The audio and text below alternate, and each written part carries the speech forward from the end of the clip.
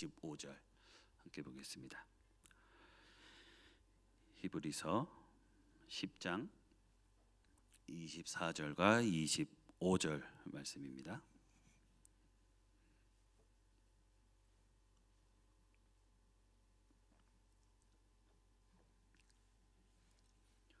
짧으니까 함께 같이 읽겠습니다.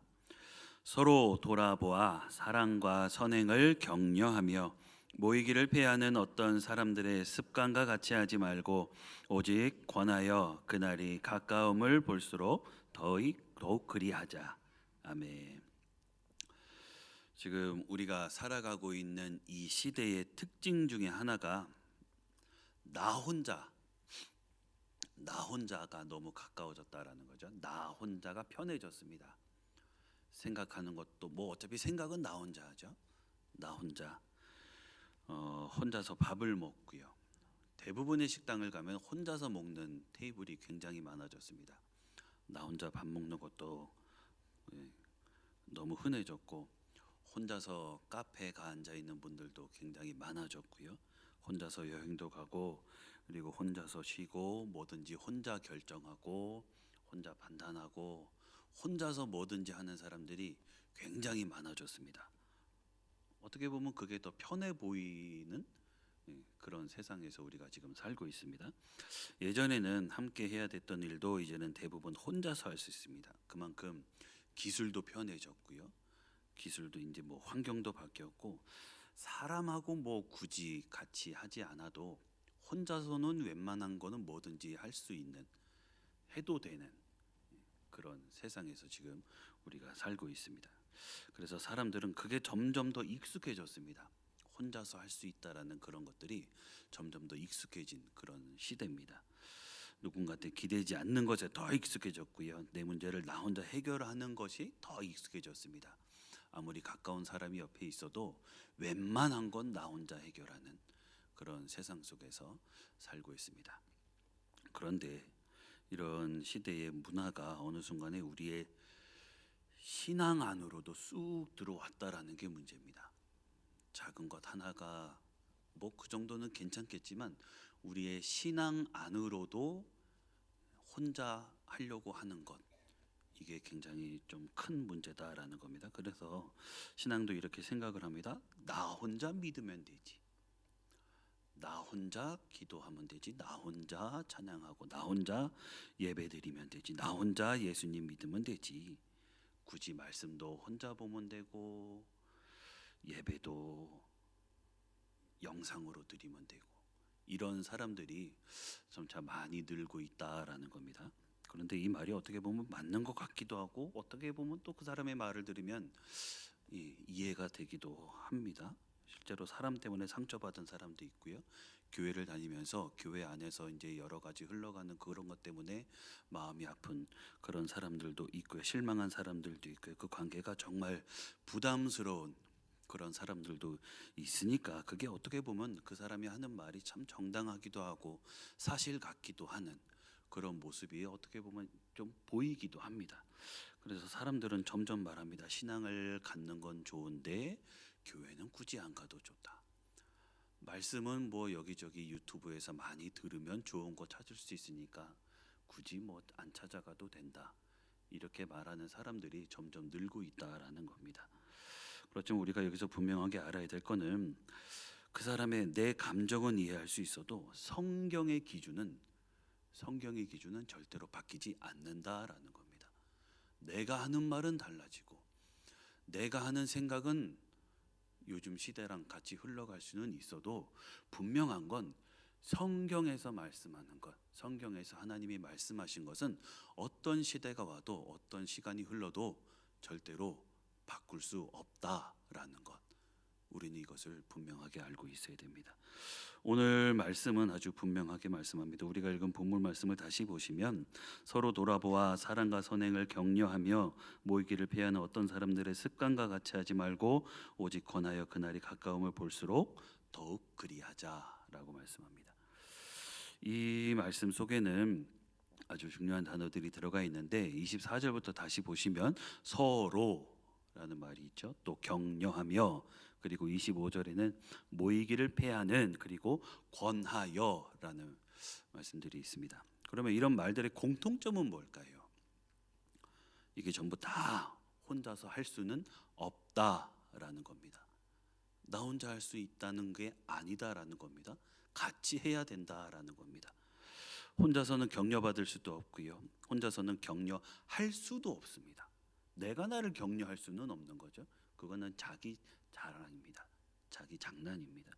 또 혼자서는 권면도 할 수 없고요. 붙잡아 줄 사람도 없습니다. 성경에서는 단 한 번도 신앙을 개인적인 프로젝트 이런 걸로 말씀하지는 않았습니다. 성경은 우리를 한 몸이라고 말했고요. 우리를 한 몸이라고 말했고요. 서로 지체라고 말했고요. 함께 세워져가는 짐이라고 말했습니다. 함께 세워져가는 짐이라고 우리를 말했습니다. 이게 무슨 뜻일까요? 하나님은 우리를 혼자로 부르신 적이 없고요. 우리를 나 혼자로 교회로 부르신 적이 없고요. 우리를 함께 믿도록 우리를 불러주셨다라는 겁니다. 함께 믿도록. 그래서 신앙은 혼자 버티는 게 아니죠. 혼자 강한 척하는 것도 아니고요. 혼자 오래 가는 그런 게임도 아닙니다. 신앙은 함께 붙들어주고 함께 일으켜주고 함께 세워주는 것. 내 옆에 있는 사람을 세워주는 것. 그것이 하나님이 말씀하신 진짜 신앙이다라는 겁니다. 진짜 신앙. 그런데 사탄은 보세요. 늘 사람을 고립시킵니다. 혼자 있게 만들고요. 숨게 만들고요. 끊어지게 만듭니다. 그렇지만 우리 하나님은 사탄과는 반대로 하십니다. 다시 연결시켜 주시고 다시 모이게 해주시고 다시 앉게 해주시고 다시 공동체 안으로 들어오게 하시고요. 사탄이 늘 하나님과는 반대가 되죠. 하나님하고는 정반대로 다른 생각을 하게 합니다. 그래서 오늘 우리는 지금 내 자신을 한번 돌아봐야 되는데, 지금 나는 내 믿음을 함께 지키고 있는지, 아니면 그냥 나 혼자만 믿겠다고, 나 혼자만 잘하겠다고, 나 혼자만 어떻게든지 성장하면 된다고 그렇게 말하고 있지는 않는지 한번 나를 생각해 보셨으면 좋겠습니다. 오늘 이 말씀은 그냥 단순히 교회 열심히 잘 나오면 됩니다, 예배 시간에 잘 앉아 있으면 됩니다, 이런 얘기가 아니죠. 믿음은 연결이 될 때에, 서로 연결이 될 때에 더 강해진다라고 우리에게 말씀을 합니다.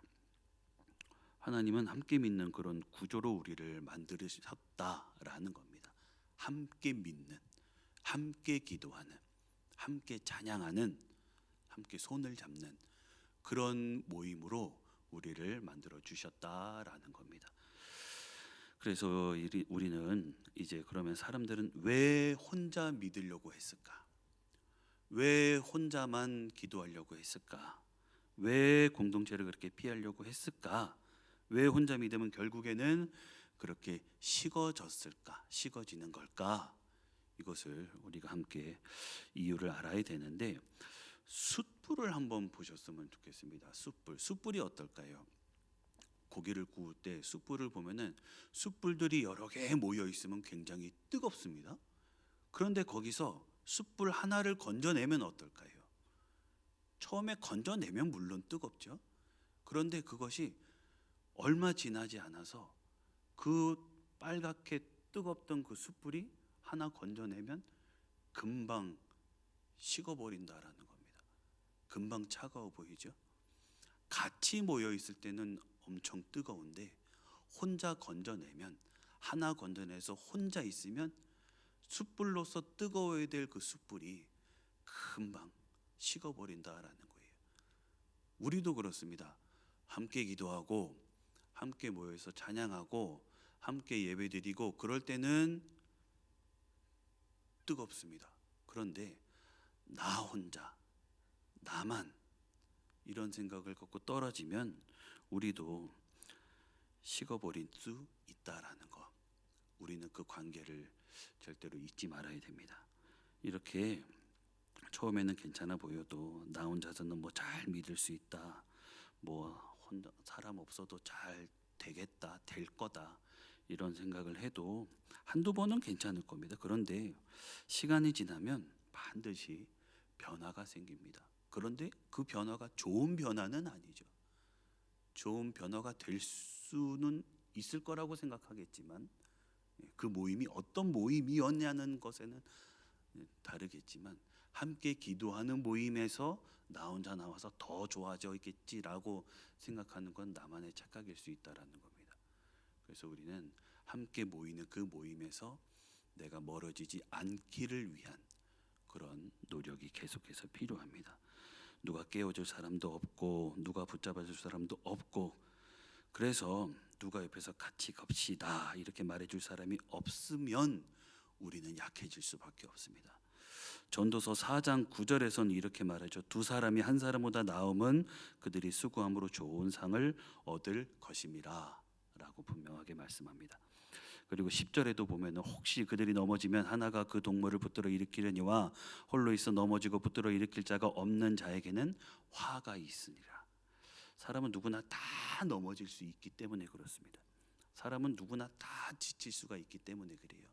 내가 아무리 세 보이고 내가 아무리 강해 보이고 내가 아무리 하나님의 말씀 붙들고 그대로 살아갈 수 있는 것처럼 보여도 내가 혼자라면 내가 혼자만 있다면 언제든지 무너질 수밖에 없는 그런 세상 속에서 지금 내가 살고 있다라는 겁니다. 내가 하나님 품에 안기는 그 순간까지 나 혼자서는 안 된다라는 거. 왜냐하면 하나님이 우리 사람을 그렇게 만드셨기 때문입니다. 우리 사람이 그런 존재로 만들어졌기 때문에 우리는 같이 있어야 됩니다. 우리는 같이 기도해야 되고요. 우리는 같이 예배를 드려야 되는 그런 존재입니다. 우리가 기억해야 될 건 뜨거운 건 아까도 말씀드렸죠. 수처럼 뜨거운 건 절대로 혼자 유지되지 않습니다. 믿음은 연결이 될 때 살아나고요. 함께 있을 때 오래 갑니다. 그래서 지금 내가 식어가고 있다면 그건 단지 기도의 문제이지는 않을 수도 있습니다. 기도는 계속하고 있으니까요. 연결이 끊어진 문제일 수도 있고요. 관계가 끊어진 문제일 수도 있고요. 공동체에서 멀어진 그런 문제일 수도 있습니다. 그러면 함께 하시는가라는 겁니다. 뭘 원하시는가? 왜 사람을 통해서 사람을 살리셨을까라는 겁니다. 오늘 본문 말씀은 그 답을 아주 분명하게 말씀하는데 24절 말씀에 다시 보시면 서로 돌아보아 사랑과 선행을 격려하며 라고 여기서 핵심 단어가 이겁니다. 서로입니다. 서로. 이 단어가 굉장히 깊은 의미가 있는데 혼자서는 절대로 안 된다라는 겁니다. 혼자서는. 신앙은 서로 연결되어 있어야 됩니다. 서로. 내가 나한테 연결되는 게 그게 중요한 게 아니라 서로 연결되어야 됩니다. 서로. 하나님은 우리를 통해서 서로 일해 주신다라고 분명하게 말씀하셨습니다. 우리 하나님은 진짜 전지전능하신 분이시죠. 믿으시죠? 우리 하나님은 정말 대단하신 분이십니다. 뭐든지 직접 하실 수 있는 분이시고요. 말씀 한마디로 뭐든지 해결하실 수 있으신 분이 바로 우리 하나님이십니다. 하늘에서 음성을 들려주실 수 있는 분이시고요. 지금 내가 100가지를 놓고 기도한다면 하나님이 원하시면 그 100가지를 순간에도 응답해 주실 수 있는 분이 바로 우리 하나님이십니다. 그런데 우리 하나님은 자주 그렇게 일하시는 분은 아니시더라고요. 우리 하나님은요. 사람을 통해서 위로해 주십니다. 하나님이 그냥 우리가 말씀에서 본 것처럼 막 홍해를 가르시고 그러신 분이면 참 감사하겠는데 우리 하나님은 사람을 통해서 일하시는 분이시다라는 겁니다. 사람을 통해서. 공동체를 통해서 붙들어 주시고요. 지체를 통해서 일해 주시는 분이 우리 하나님이십니다. 누군가의 입술을 통해서 말씀해 주시고요. 이것이 우리 하나님의 방식입니다.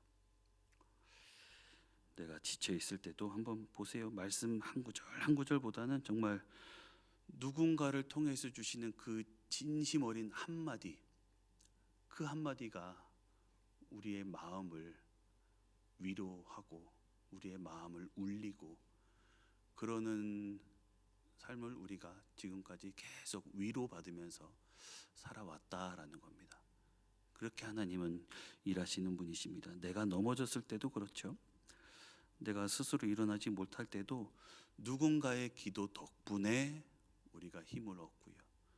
누군가의 딱 토닥여주는 그것 덕분에 우리가 힘을 얻는 그런 세상에서 우리가 지금 살고 있습니다. 그런데 우리는 자주 착각을 합니다. 내가 혼자 버텨왔다. 내가 혼자 힘을 내왔다. 혼자 이겨왔다. 그런데 그렇지 않다라는 겁니다. 그게 사실이 아니다라는 겁니다.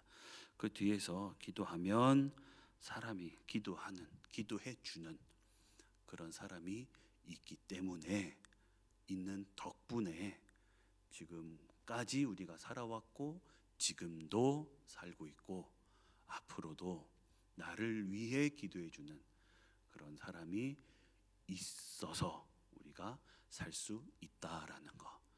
그러면 우리는 어떻게 해야 될까요? 그런 사람을 기대하면서 살아야 될까요? 아니면 나도 그런 기도자가 되어야 될까요? 기도로 돕는, 기도로 도와야 되는 그런 내가 되어야 됩니다. 지금 한번 나를 돌아보시면 나는 기도로 도움만을 요청하고 계신가요? 아니면 나도 기도로 누군가를 돕고 계시나요? 내 자신을 한번 돌아봐 보시면 좋겠습니다. 내가 얼만큼 기도로 돕고 계시나요? 내 기도에 한번 분할을 따져 보신다면 나는 얼만큼 돕고 계시나요? 하나님은 우리에게 말씀하십니다. 도우라고 말씀하세요.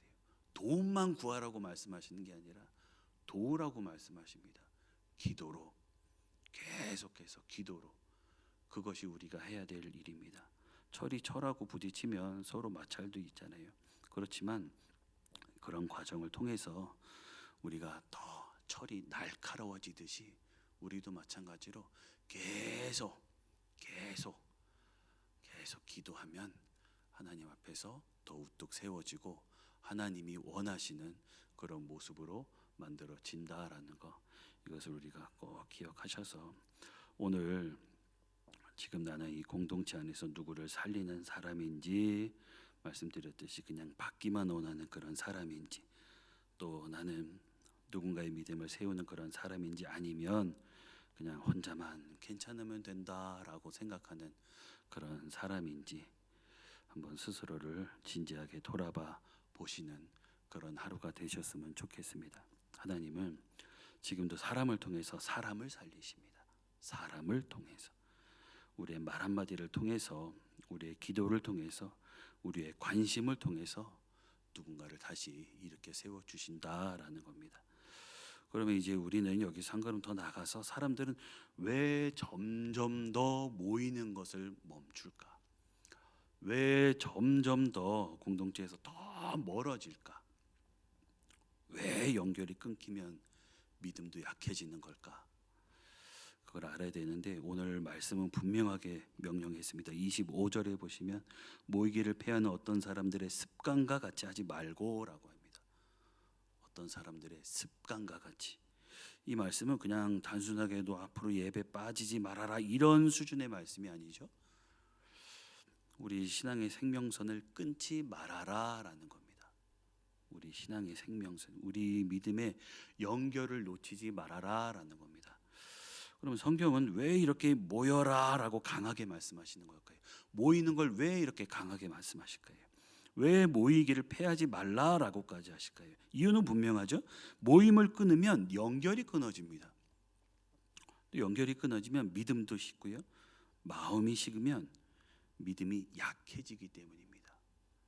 제일 중요한 건 우리의 믿음입니다. 하나님을 향한 내 믿음. 처음에는 진짜 별것 아닌 것처럼 느껴질 때가 있습니다. 이번 주 한 번쯤은 괜찮겠지. 요즘은 바쁘니까 조금 쉬어도 되지. 이게 처음에는 무지하게 합리적으로 보일 때도 있어요.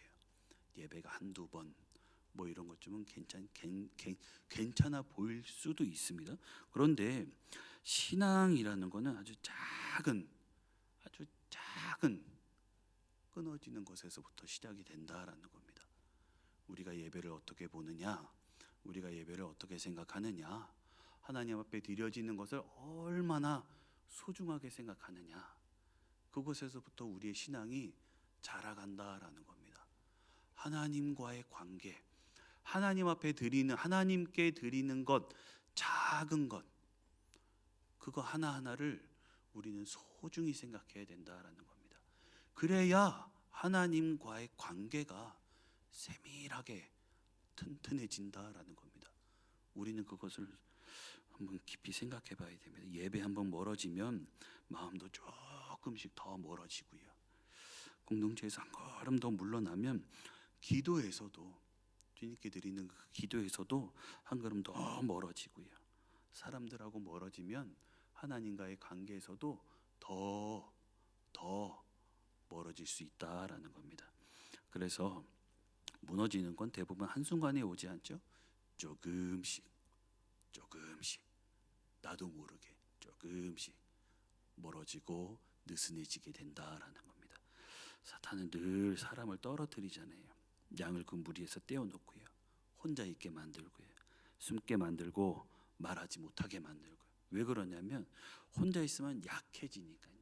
어떻게든지 떨어뜨리기만 하면, 우선 떨어뜨리기만 하면 알아서 무너지니까, 알아서 더 멀어지니까. 사탄이 원하는 건 그겁니다. 그래서 우리가 읽진 않았지만 베드로전서 5장 8절에서는 이렇게 말합니다. 근신하라, 깨어라, 너희 대적 마귀가 우는 사자같이 두루다니며 삼킬 자를 찾나니.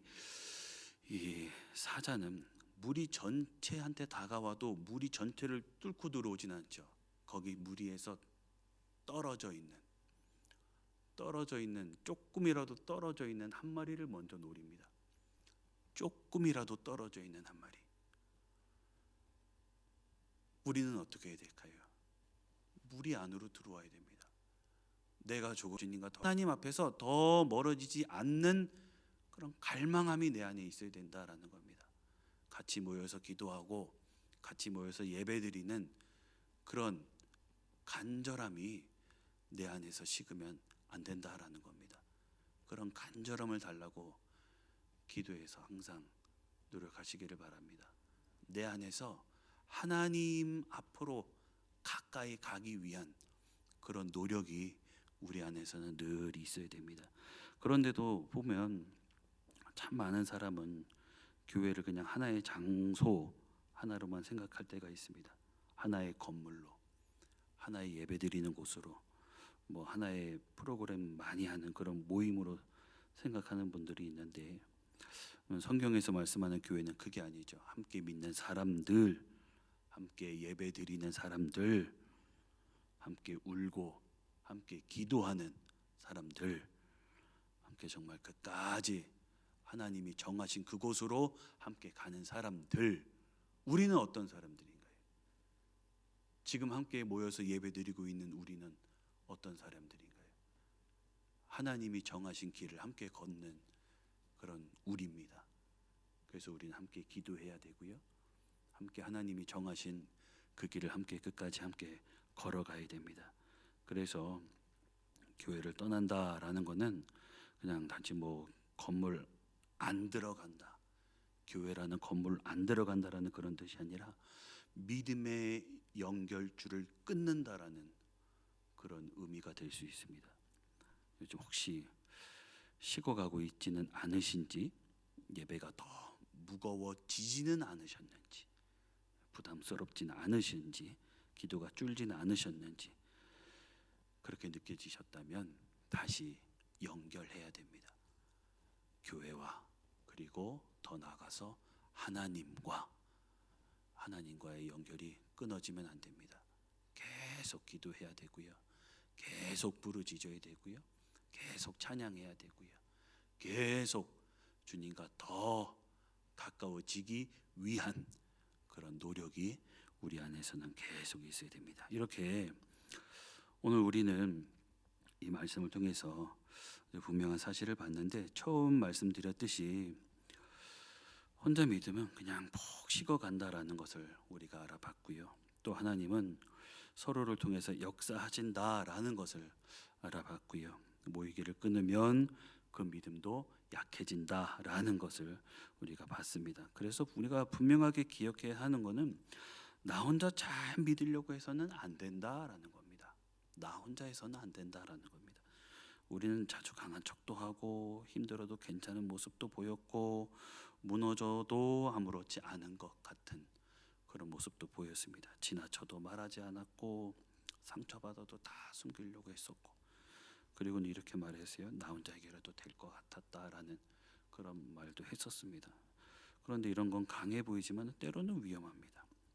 혼자 강한 척하면 안 되고 우리는 약하니까 우리 하나님 앞에 우리는 다 드러내면 됩니다. 함께 기도하면 되고요.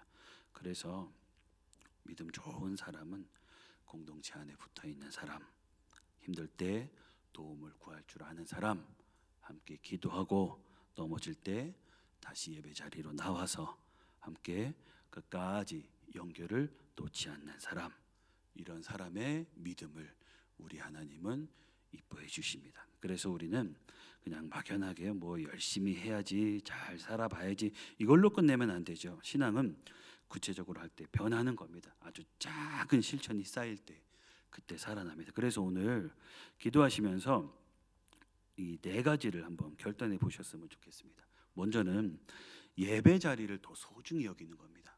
예배 자리. 예배는 습관이 아니죠. 예배는 우리의 생명줄입니다. 그만큼 소중한 것이 예배다라는 겁니다.